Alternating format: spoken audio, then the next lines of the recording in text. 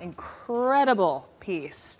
And Allison Spann joins us from Calabasas, California. Allison, welcome to you. Thank you so much for coming on. And I want to get to you in just a minute. But Wayne, with all this talk about Syria and possible military intervention, here you have, of course, the war in Afghanistan. And why did you seek Allison out?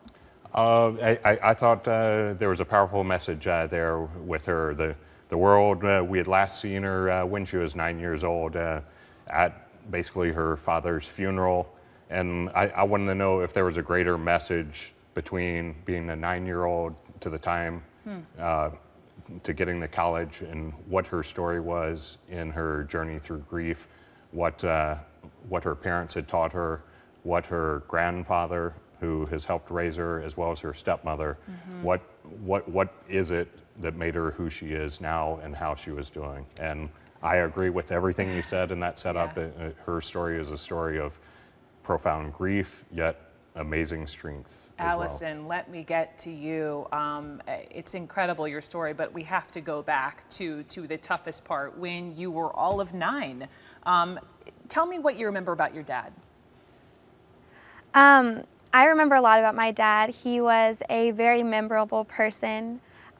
He taught me to always strive to do my best and strive to get everything I could out of life. He taught me determination, he taught me strength, and he not only taught me that through his words, but he really showed me that through his actions. And that has stayed with you, it sounds like, all through the years. And I know he took you to the International House of Pancakes. I think it was when you had finished the third grade, but then he took you back to yes, sort of drop the news that he would be going to war. What do you remember about that conversation? I remember he loved the International House of Pancakes. It wasn't my favorite place, but he always wanted to go there.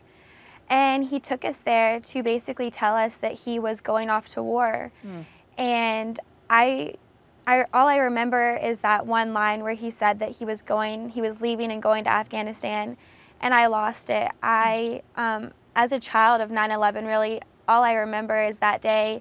I remember 9/11 perfectly. I saw the buildings come down. I saw the people fall out of the buildings. I saw everyone leave from school that day, and it was a day I'll always remember, and I knew something was wrong. So to hear that my dad was going to be going over there to be around those people, to be in danger with those people, it was hard for me, and I was not happy about it. And I didn't have really much to say. I just was begging him, please don't go, please don't go. He went. This was part of his dream from what I read in Wayne's piece. And the moment when he passed away, and we thank him all these years later, of course, for his service, the moment where you touched his casket, forever etched in your mind. But something that's unique about your story, Allison, is the fact that your grandparents, your stepmother, you all went to Afghanistan, part of this journey of grief. What did you learn from going there and standing where your father died? At first, when they presented the idea of going to Afghanistan to me, I was very hesitant about it. I didn't want to go, and my stepmother and both of my grandparents really encouraged me to go, and I'm so thankful for that experience, because the only side I had really seen of Afghanistan is the very cruel side, the side that we saw on 9/11. But after going there, I got to meet all of my father's friends from the Northern Alliance. I got to meet their families. They were the nicest people, and they just respected my father so much. They just constantly thanked us and were so appreciative of him, and talked about so highly of him and what a great person he was. And I got the chance to go visit an orphanage there, and also a women's home. Wow. And the women and children there were just so thankful to me, and they were trying to offer me things when really I felt as if I needed to offer them something. So the people were there so amazing, and I'm really, really thankful for that experience. It's incredible. And Allison, I have one more for you, but Wayne, and just in reading your piece, it is incredible to me, all the different people that you talk to sort of through her life. And it's this point of sort of, realizing your dream, learning from your parents, those words that, mom and dad say to us when we're young, it sticks.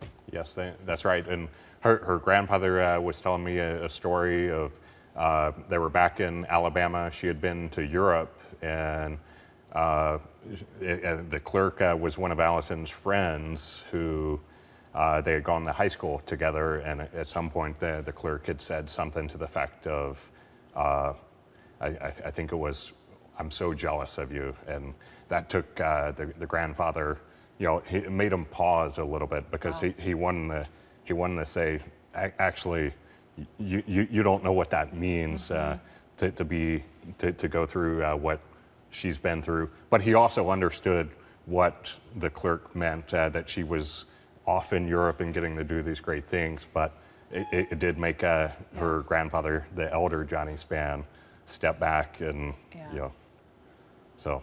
Think a little bit. Yep.